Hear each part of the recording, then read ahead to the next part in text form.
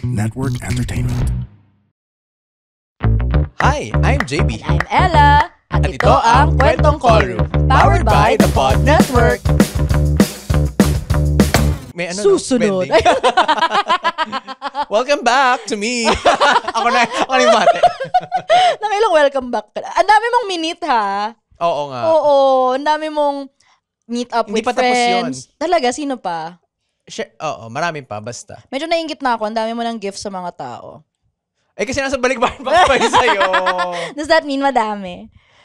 Yung isa sa'yo. Wow, isang buo. Joke lang. May mga pure foods. Ano na yun? In my 9 months stay, ay mga gathered yun throughout the trips. Alam ko naman. That I remember But you. where's mine?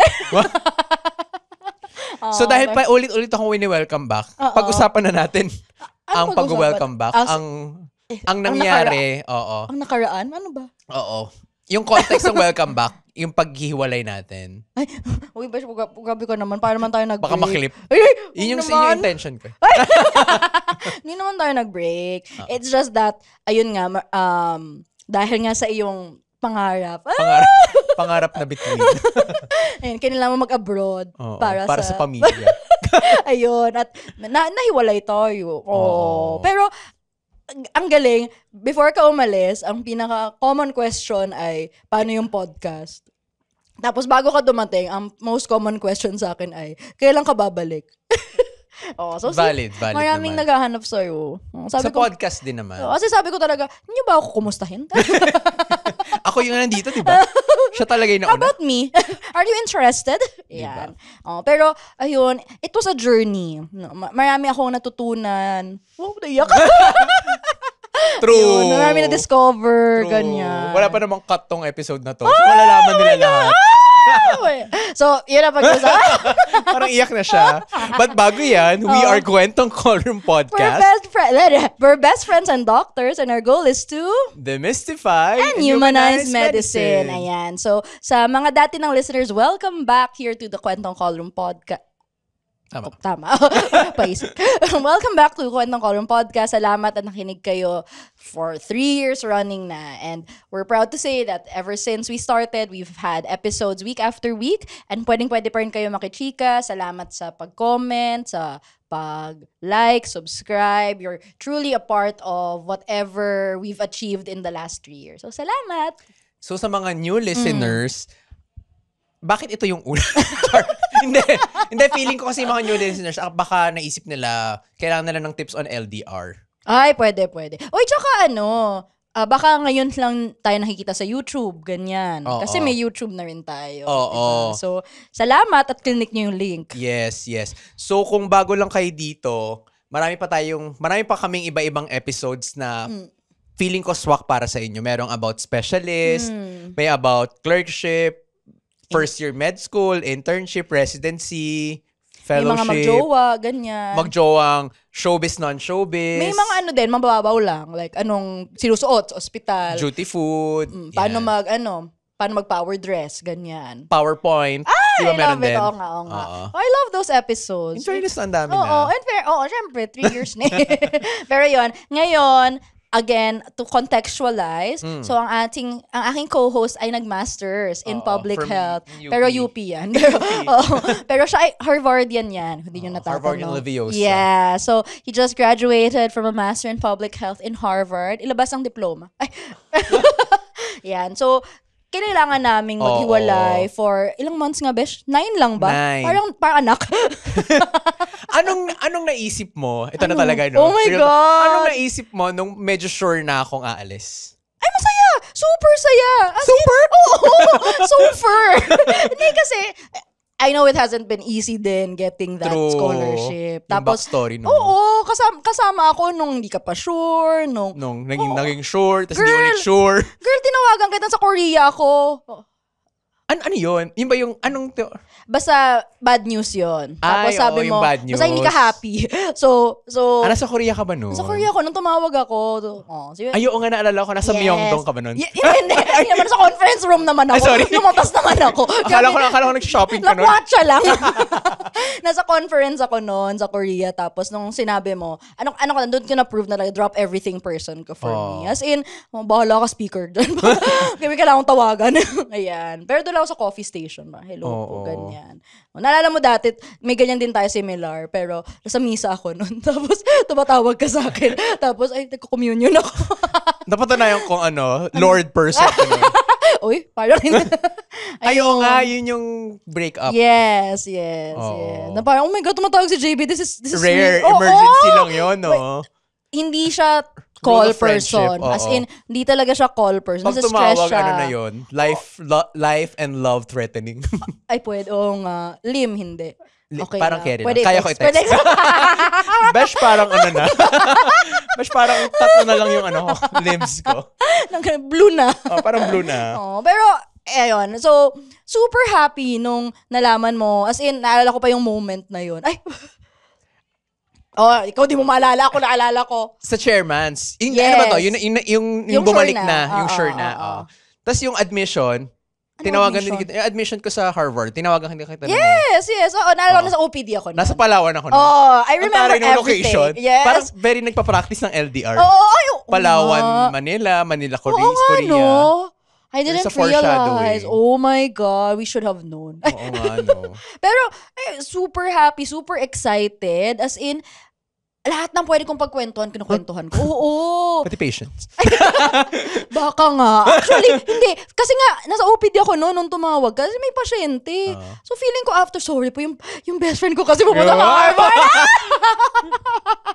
Yung super happy. Bakit? Ikaw ba? Ano naramdaman mo? Hindi naman. Na-curious na ako. Siyempre, masaya din naman ako noon. Pero siyempre, pinag-uusapan nga namin ng mga batchmates namin na parang panaginip lang siya pag uwi namin. Na parang siyang hindi nangyari. Pero para sa mga naiwan, tuloy-tuloy yung buhay na parang, kaya curious ako parang, for you, for my nanay, kung ano, nanay. Di ba? Kung anong mga na-experience nila. Nung hinatid mo ako sa airport, alam mo, I really thought I would cry. Pero hindi. Fairness. Parang, hindi pa nagsisink in sa akin na aalis ka na. Kasi parang hindi naman tayo magkasama sa bahay, hindi naman tayo ganong level. Hindi naman siya tipong sobrang, at that time, hindi ko pa naramdaman na sobrang laking change. It's like, feeling punta ka lang Cavite. Kasi weekly lang naman tayo nagkikita, di ba? Parang ganun. Besh, dala mo lang nun. Grabe, parang mas marami pa akong dala pag pumunta akong Bohol. Yes, ito na. Yung limitations ng luggage pero agree. So, hindi siya nag-sink in siguro kagad. Tapos I guess it helped na. Andun yung mom mo, andun yung ex mo. Nung time na yun. Na parang may kasama ka pa pag uwi, in a way. No? Akala ko talaga iyak ako, pero di naman. Or baka na-process ko na siya. Ayun. Tapos, ayun lang. Bakit ako ini-interview mo? Shoota ka. Deflecting. Ano pa? Ready naman siya Pero, ano ba? Ano ba yung mga, alam ko masaya ka naman nandun ka, pero ano yung mga nahirapan ka nung nandun ka? What was difficult? Or was it not difficult? Siguro yung mahirap ay you have to step out of your comfort zone again para makipag-friends. Kasi wala kang kakilala So parang hindi pwedeng mahiyain tayo doon. Like nung first day ng orientation, naubos talaga yung social battery ko para makipagkilala. Tapos parang, ako pa naman yung tao na pag di ako intentional sa pagtatanda ng pangalan mo, hindi ko makatatandaan. I know. Like, kailangan talaga, atandaan ko na ikaw to para matandaan ko. Pero pag yung nagpakilala ka, tapos parang sinabi ko lang pabalik yung pangalan ko, hindi ko matatandaan. Paano ba nagpalit sila ng damit? Makakalimutan mo na. Hindi ko alam.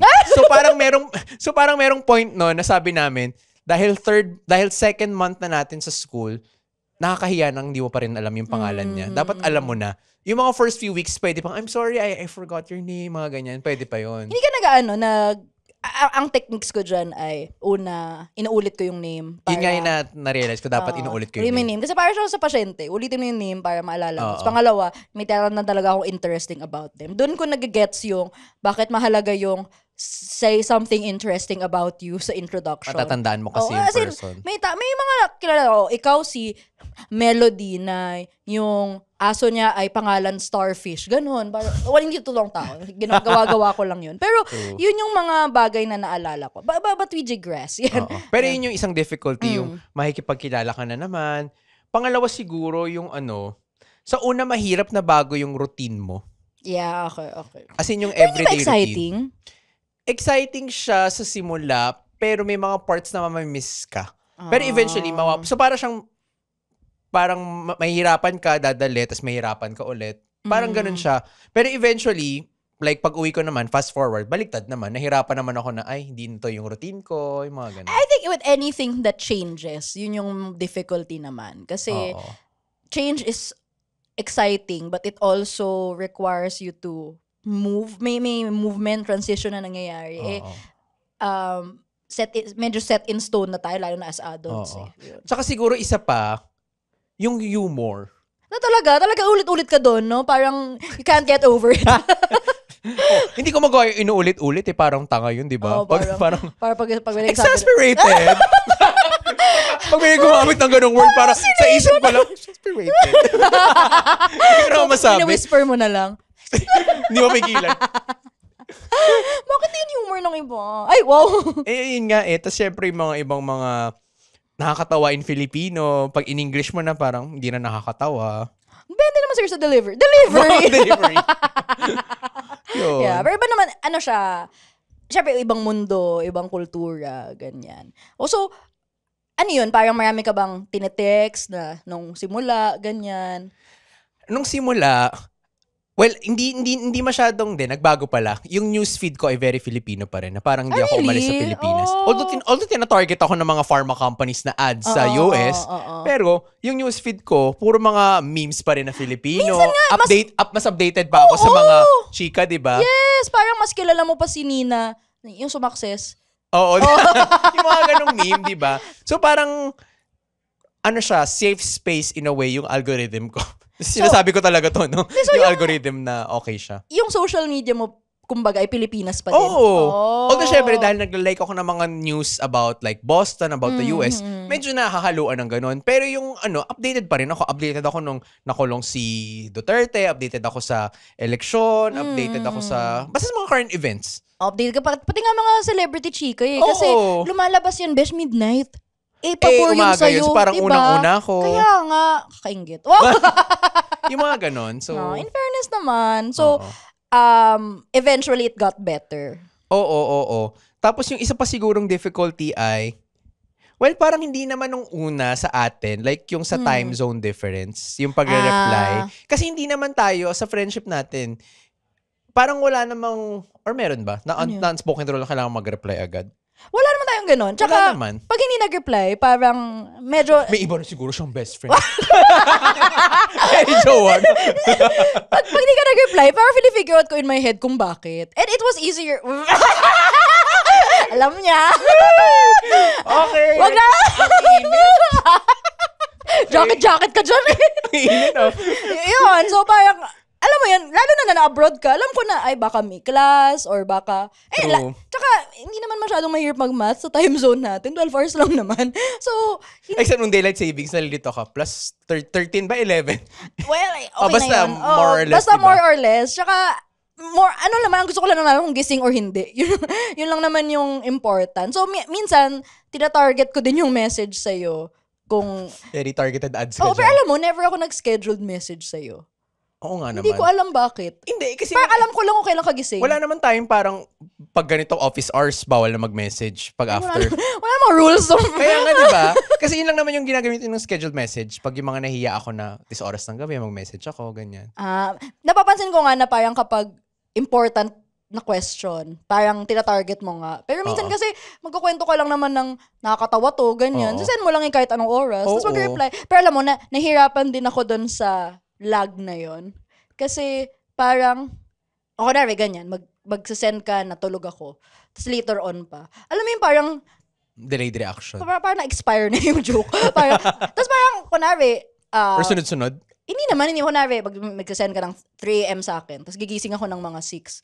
Pag nakita ko na siya, parang ang gagawin ko na lang ay mag-heart or mag-laugh, ganyan. Or ha. Iba yung energy ng reply kapag pareho tayo ng time zone. Oo. True. Pero, I mean, alam ko na rin Nagets ko naman yun. Sabi ko, 6 AM, gising na siya. Tapos parang makikita ko, after last scene 2 hours ago, na alimpongatan lang or parang... Oo, may ganyan ako Ano, parang- na nagising ako ng 4, tapos mag-react ako, tapos masisin ko na. Pero hindi pa ako gising nun. Oo, So, gets naman. may mga ganong lag na, I guess, isa yun sa mga na-miss ko. Kasi parang, dito naman sa Pilipinas, pag may nag-lag, in 12 hours naman, sasagot naman eh. Kasi, andyan lang naman yan. So, ngayon, mas mahirap lang siya nun. Yun. Pero, malaking tulong itong podcast na to. Kasi parang, lagi tayong may reason. Oo, may dahilan. Lagi tayong mag-uusap. Very ano siya, very baby. Very anak. Ito lang yung dahilan ng pagsasama namin. Para sa bata. Oo, ganon. Yun. So, yun, doon ako medyo nahirapan. Yun. Tapos, ano ba? Hoy! Pero at least, di ba nga yung pagre-record natin, naalala ko pa nun parang, ang inaalat ko lang, iba, usually, isang episode lang naman tayo. Pero tumatagal tayo ng 3 oras. Kasi magchichika ka muna sa simula or sa dulo. Depende, di ba? Tapos, wala na, ano na siya, catch up na din siya. Oo, na weekly, di ba? Pero may mga time din, wow, na parang, nasasad din ako na parang, feeling ko na kakausap na lang kita pag recording. Ganyan. Kasi, bilang lang sa daliri na nag-schedule tayo ng call for the sake of catching up. Di ba? Na siguro I wish I had more. Yun siguro, oo. Balik kasi, ako. Wow! Hindi kasi parang na-realize ko, hindi naman natural sa atin kasi na mag-schedule ng anything for catching up. Kasi alam naman nating magkikita tayo ulit. Oo. So, hindi naman sa atin tipong, alam mo yung lumalabas sa post na monthly lang kayo magkita ng best friend mo, so gagawa kayo ng PowerPoint para sa isa't isa. Never tayong na ganun. Hindi mo tayo babot sa ganun. Oo, kasi hindi. Alam ko naman kasi na magkikita tayo, and in the back of my mind, kung may mga hindi ako nakwento sa'yo, alam kong magkikita tayo soon enough na makukwento ko yan. Yan pa yung isang mahirap, di ba? Yung sa, pag meron kang kukwento na sana iipunin mo for a face-to-face, minsan nade-delete na.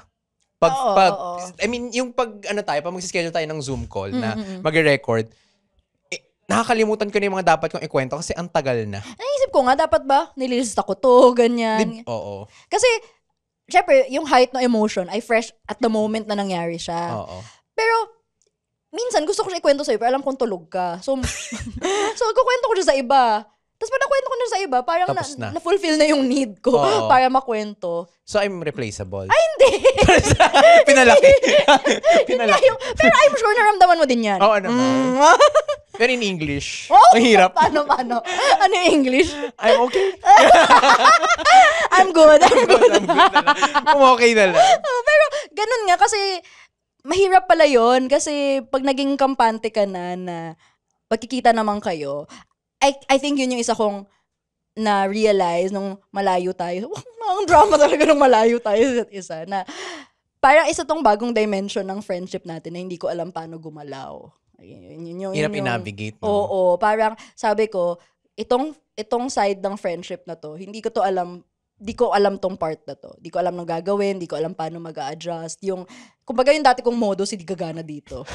Oo, kasi dati naman, dahil nga sabi mo nga, weekly naman tayo magkita halos, hindi masyadong nagkakalag, hindi nagkaka-dilution sa mga kwento. Kasi, sa makalawa, magkikita rin naman tayo, ganyan. Actually, feeling ko nga, nung residency, hindi pa nga tayo nag-uusap lagi naman. Nga, no? Diba? Parang, di naman tayo tipong magkatabi lagi nung residency, lahat gagawin. Pero, mag-uusap tayo, tapos kausap kita araw-araw. Dati nasi-stress pa ako kapag may one day na hindi kita na-text. Parang, bakit? Ay, oo nga, mga first few days, no? Ganun ka, no? Oo, hindi ganun talaga ako. Pero eventually, okay lang. Oo, pero, parang, kasi dati hindi ko naman siya iniisip consciously.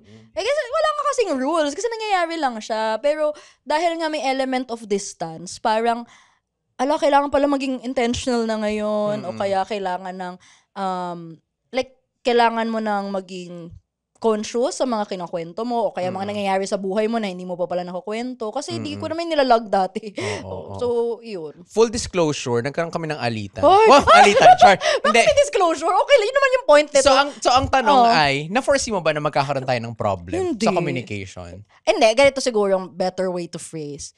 alam kong kahit lumayo ka, hindi ka naman mawawala as a friend. Walang break up? Wala. As in, never ko yung Sana out. all. To be sure. Wow!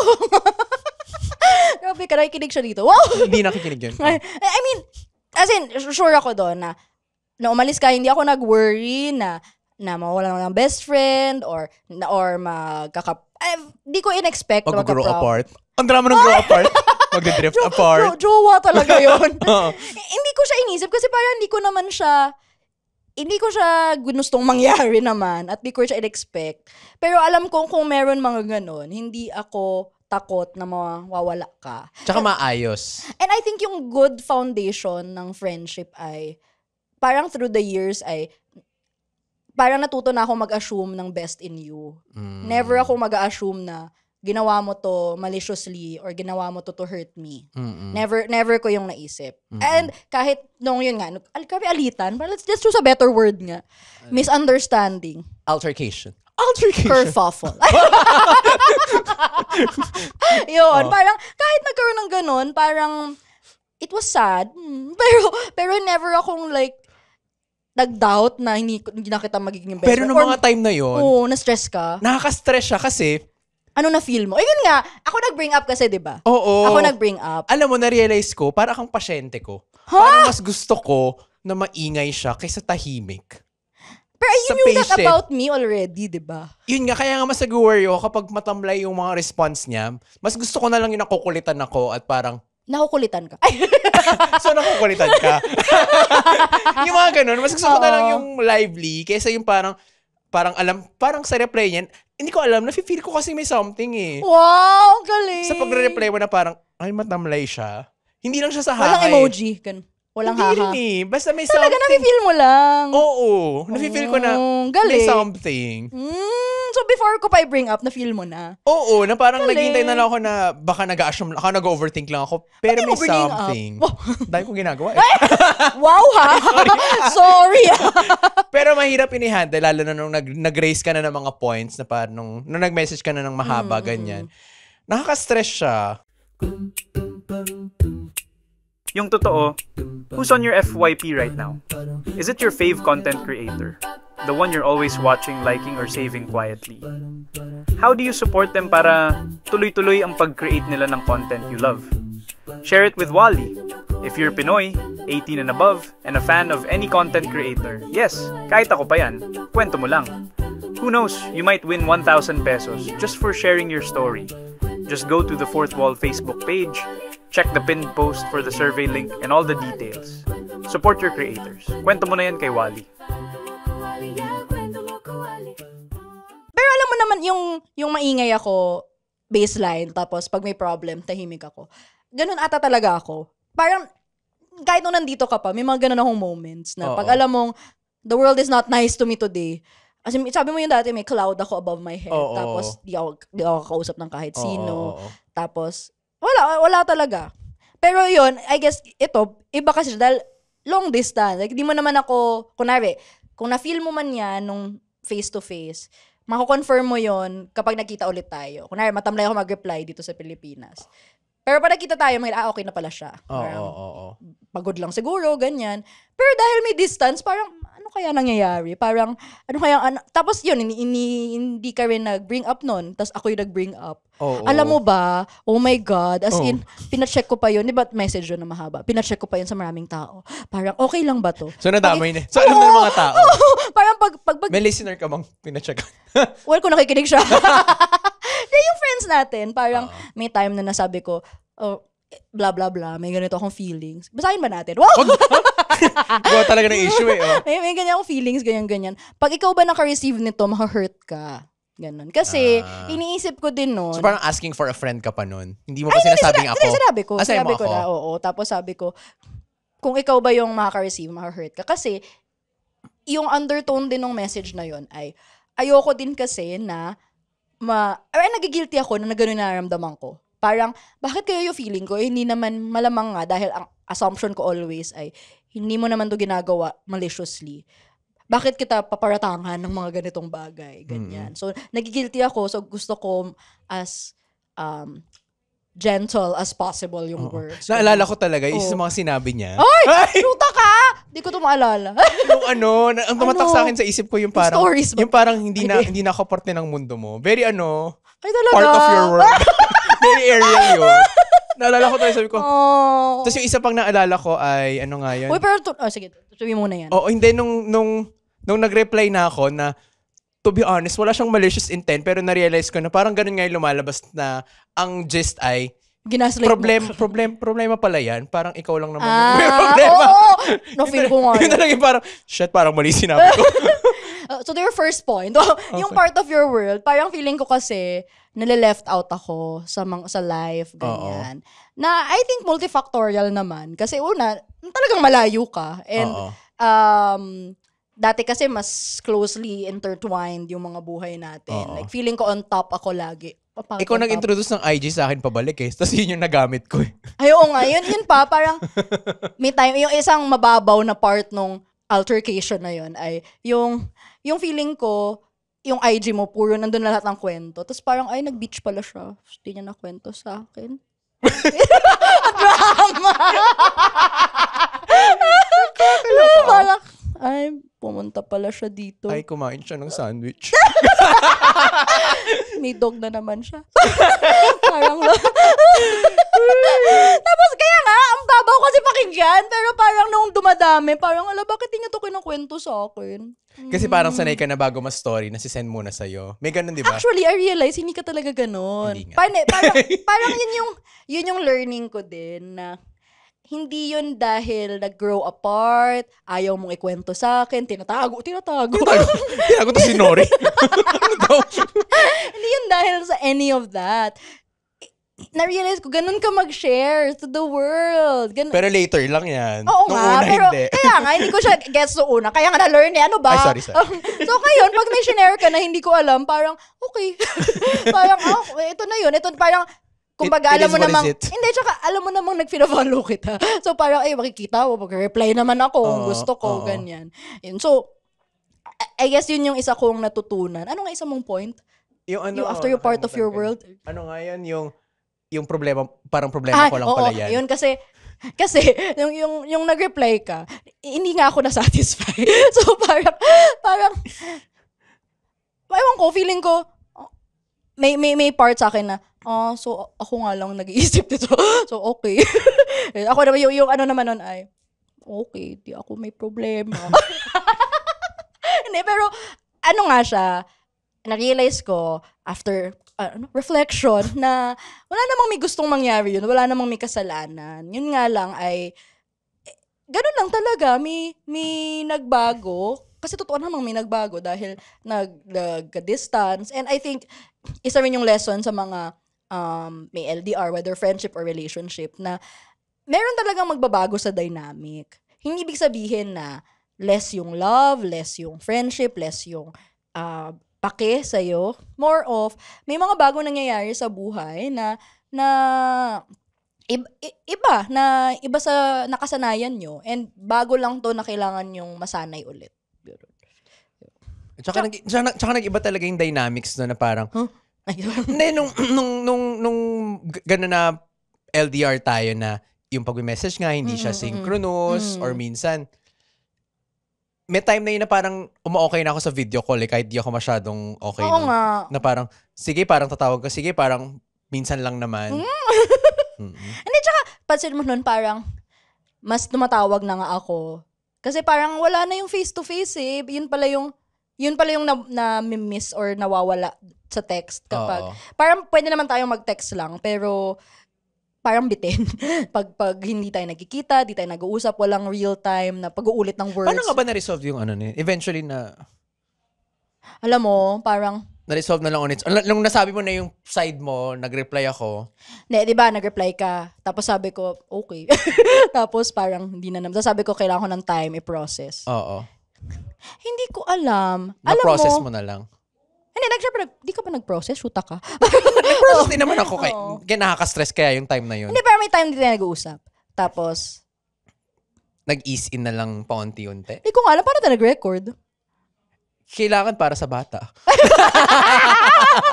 Hindi kasi parang I think nag-usap tayo para sa podcast. Tapos parang... Very para sa bata nga. So, I guess, yun yung isang tip para sa mga nag-LDR. Kailangan may bata. Kailangan podcast. Hindi, parang, basta kailangan natin mag-usap. Uh-oh. Na hindi naman pwedeng walang sumagot. Or hindi sagutin tong tanong na to. Ayoko rin naman kasing ganun na parang silent treatment na parang ayoko lang mauna. Parang nauna ka kasi may tanong ka. So, ayun na. Tapos hindi rin siya perfect sa simula. Pero na-feel ko naman best yung effort. Na-feel ko yung nag-try kang makatanda ng mga bagay, ganyan. Tsaka, ayun, isa pa yun. Ayoko nga. Oo, may ganun pa. Kasi, I think hindi naman siya dahil LDR lang. Pero parang, working on working memory mode ka lagi. Yung mga nasa long term, i-archive pa, ganyan. So, parang siguro yun yung sabi ko na, feeling ko hindi ako part of your world. Kasi feeling ko... Hindi natatandaan. Oo. In my defense, usually, pag ibang tao, I do everything muna na, ay baka nasabi niya na to. Or hanapin ko muna, i-research ko muna kasi ayoko magmukhang tanga. Pero I think very comfortable lang ako sa'yo na basta itatanong ko to, hindi ko naiisipin kung nakwento niya or hindi kasi alam kong maintindihan niya. Oo naman. To be fair, naintindihan ko naman. Pero siguro nung time na yun dahil nga medyo... Na-aggravate. Oo. So parang, yun yung it broke the camel's back. Wow! Ang dami, panote yung mga idiom, ha? Ang daming kung ano-ano. Oo, kasi parang, I think it's a pang layer siguro ng not part of your world kasi feeling ko noon ang laki-laki na ng mundo mo. Tapos parang, baka di na ako kailangan. Ganon. Or, and siguro may layer din ng insecurity kasi parang ako, same pa rin buhay ko. Tapos ikaw, ang dami nangyayari. Tapos, I feel like I'm less interesting. Ayun. So, I guess all of those things na... Oo, ang hirap. Yun nga yung sinasabi ko kanina na para sa mga naiwan, kailangan nila magtuloy. Tapos yung mga nasa syempre, bagong mundo, excited ka, marami kang kung ano-ano. So parang effort or kailangan mo talaga maging conscious na isipin yung mga friends mo, back home, family. Na-learn ko din yan na parang nung una kasi, hindi ko talaga siya minamayan kasi alam ko naman bago sa'yo lahat and exciting. Sabi mo nga, bago ka umalis, ay feeling mo naman hindi mo masyado mamimiss yung Pilipinas agad kasi bago pa lahat. Bago environment, bagong everything. So, it's not like, pagdating mo doon, gusto mo na umuwi. Ay, wala namang ganon. Pero, I guess na-realize ko din na hindi pwedeng intindihin ko siya forever. Kasi parang, nahihirapan ka kailangan ko din ng best friend. Ay! So, parang, alam mo yon na, I guess na-feel ko rin noon na may nami-meet palang needs yung friendship na to na nung nagkaroon ng pagbabago, hindi na siya nami-meet. So, parang kailangan ko, I guess happy naman ako in hindsight na sinabi ko. Kasi parang, gano'n naman ako pag may nanggagambala sa akin, tapos, it involves you especially. Parang hindi ko kayang isa-release siya. Kasi di ko talaga kaya. Parang, ayoko kasi nagsinungaling sa'yo. Parang sobrang weird siya. Saan ka mas nahirapan? Dito sa LDR o sa research? Na research? Altercation? Alam mo, ang problem, hindi kasi natin, pinag-usapan natin siya, tapos na siya. During that time, na tiniis parang lang. I was... Very passive-aggressive. Oo. Ako, at least ako. Ako din. It's a tie. Not tayong winner. Parang hindi naman mas gusto. Mas proud ako sa response ko ngayon. Kasi parang feeling ko, this was the more mature way to handle it. Kesa yung dati. Nakalimutan ko na nga Parang, basta yun. Yun lang naman yung two major na... Wow, joke lang. wala na, joke lang. May isa pa. Tama. Ano pa? Ay, oo nga, meron yung sa dinate ko. Ay, oo nga. Gusto mo i-bring up? Wait, hindi na LDR yun. Tigilan mo na. We were digressing. Pero ikaw, sige, ito na lang. Bilang yung umalis, ano yung mga natutunan mo sa LDR? I think communication is the key. Sobrang cliche. Girl! Kailangan may specifics. So. Ano ba? I think kailangan maging intentional ka if you want to maintain relationships talaga. Hindi, kahit gano'n ka komportable, lalo nung sa atin, mafe-feel mo pa rin na hindi na kayo, yun nga, parang totoo yung part of your world, nag-grow apart na kayo kung di kayo magko-communicate often. And sa akin, ang pinaka natutunan ko pang isa ay, ang technique ay, share any piece of your day, whether small or malaki siya, na para bang kausap mo lang siya. Like, hindi kailangan very substantial yung i-share mo about your day. Like, nakita mo to, naalala mo siya, share mo lang to sa ganyan. Kasi it will make your friend or your partner feel na part ka pa rin ng buhay nila kahit wala ka dun physically. Isa yun na na-miss ko nung time na yun. Kasi parang feeling ko yung story, syempre highlights of your life yun, as with all social media. Pero parang nami-miss ko nun yung kukwento mo sa akin na nakaka-irita tong taong to, or na ang nakatawa tong ganito, or yung nakatawa yung kausap mo kanina, pero di mo masabi, ganyan. Yun yung mga na-miss ko, yung mga little things na feeling ko, hindi mo siya makwento eh. Parang hindi mo siya ma-categorize into a milestone. Pero parang those moments, parang mahalaga pala siya na I think yun yung hinahanap ko nun. Kasi kung stories lang naman, madali lang naman na tignan. At saka yun nga, kailangan talaga mag-communicate kasi admittedly, para talagang makakalimutan mo yung isang tao slowly kapag irregular yung communication nyo. May ganun. You forgot. May ganung part. Parang regular naman tayo nun. So yun. Sa LDR. Yun. Tapos, alam mo, may time nun. Ito, petty na lang to. Ngayon ko na to sasabihin. May time hindi ko nang tititignan stories mo. Konti na lang, i-mute na lang kita. pero kasi parang, di mo ko kwento sa akin, diwag. Very Eddie Down ka doon. Oo, kasi parang, si JB may story. Next. Kaya pala napansin ko, bakit naputol yung pagtingin niya? Pinapantayan pala. Alam mo, yung next one. Wow, check lahat.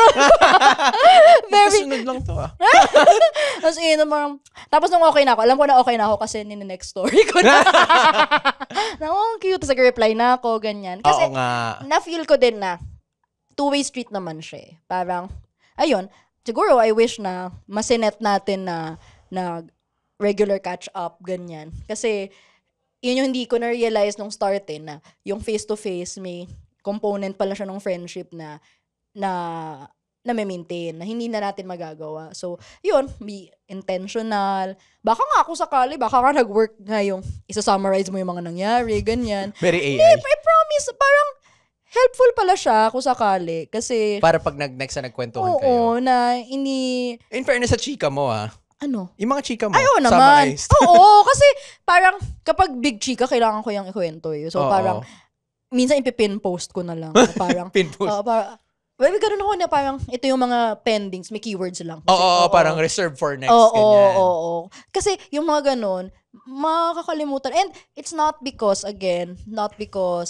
less yung friendship. Actually, feeling ko nga mas nag-grow yung friendship. Kasi, parang yun, the experience proved to me na parang hindi naman mawawala yung friendship kahit may ganito. So, kung mag-away man tayo ulit, ayoko namang mangyari. Pero kung mangyari siya ulit, hindi ako natatakot na mawawalan ako ng friend or this is the end, ganyan. Wala akong ganong fear kasi I always know na you will think the best of me and I will think the best of you.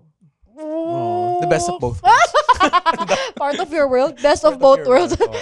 So, yun, parang na-prove ko doon na magkaka-change, magkaka-misunderstanding talaga. Kailangan lang natin mag-adapt dun sa needs ng isa't isa. Para tayong majowa, ano ba to? LDR ng ano naman kasi to, friendship. Pero I think applicable. Din naman. Oo. Tama, applicable din. Yes. And siguro, isa pa to, so before we let it go, parang, it's important pa rin na kahit magkalayo kayo to show up for important moments in their lives. Sobrang na-appreciate ko nung pinanood niya yung grad. Pinanood ko yung lahat. Tapos nag-screenshot siya, ganyan. Tapos hinahanap talaga kita. Yun yung pinaka-inulit-ulit ko kung nasaan ka dun sa crowd na yun. Kasi parang, hindi pa din. Yan yun. Kanya yan, ganyan. Grabe no. Pero totoo naman. Kahit ako din, ako yun. True, ako nga yun. Tapos ikaw, super na-appreciate ko yung, buti nga nagkaroon ng Zoom option yung grad eh. Pero yung inupuan mo talaga, kasi hindi yun madali eh. And even if hindi naman necessarily manood, pero yung, alam mong important yung araw na yun at binigyan mo siya ng space para i-celebrate yun or pag-usapan to. And even in bad times, kunwari kung hindi tayo okay for other reasons, like may mga problema or may mga pinagdadaanan, maganda pa rin yung kahit magkalayo kayo na assured yung other person na may safe space siyang pwedeng kausapin. Hindi niya kailangang, isa pa yun sa na-realize ko, hindi naman niya kailangang ikwento sa'yo lahat. Pero, dahil friends kayo, yung comfort na alam niya kaya niya itong sabihin sa'yo, nandun pa din yun. Ayun. Oo nga, yung mga time na parang syempre, natotoxic ka sa fellowship, may mga ganun. Na ano nga rin ako na hindi pa natapos pala. Hindi na ano nga rin ako na parang, sayang wala ako doon na parang natotoxic siya, kailangan niya sanang ng physical presence ko as a best friend na parang hindi ko mabigay kasi... To be fair, never ko yun parang never ako naging bitter about that. Na wala ka, ganyan, or... Di ba dati, ang isa mong thing kapag di ako okay, dadala ka ng kape, randomly, ganyan. In fairness, hindi yun yung na-miss ko. Which, okay lang naman na magdala ka ng kape. pero parang na-realize ko na hindi yun yung mga bagay that build the friendship. Parang... hindi yun yung mga bagay na, kung nang mawala man yun, hindi ako magtatampo wildly sa'yo na bakit di ka na ganon, ganyan. Ayun. I think, biggest learning dito is if we just found newer ways to love and appreciate each other. Hindi ko na matatapat. Okay. I-close mo na. Okay. So, sana may natutunan kayo about LDRs and friendships in general. Kasi feeling ko naman, kahit hindi LDR, notable yung mga ganong tips in maintaining a friendship because we have different lives na nakakalimutan natin na may ibang tao with us. Sana nagustuhan niyo episode na to. If you want to see more episodes, follow Kwentong Callroom Podcast on Spotify and YouTube. We drop new episodes every Monday, 5 p.m. Pwede rin balikan ang past episodes namin on Spotify and YouTube. Feel free to comment on the episode polls. You can also follow us on social media for more chika and updates. We're Kwentong Callroom Podcast on Facebook and YouTube, and at Callroom Podcast on X, Instagram, and Threads. You can also join our Discord community, Callroom Tambayan. It's our community server kung pwede makichika with us at iba pang mga ka-callroom. Each week, meron din tayong episode question of the week. Ano daw?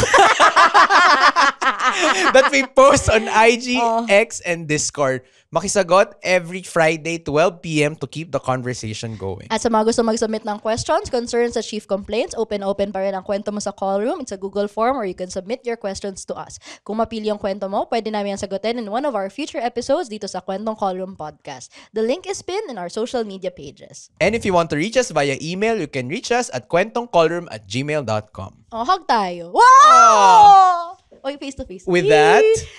With that, I'm Ella. And I'm Jamie. And this has been Kwentong Callroom.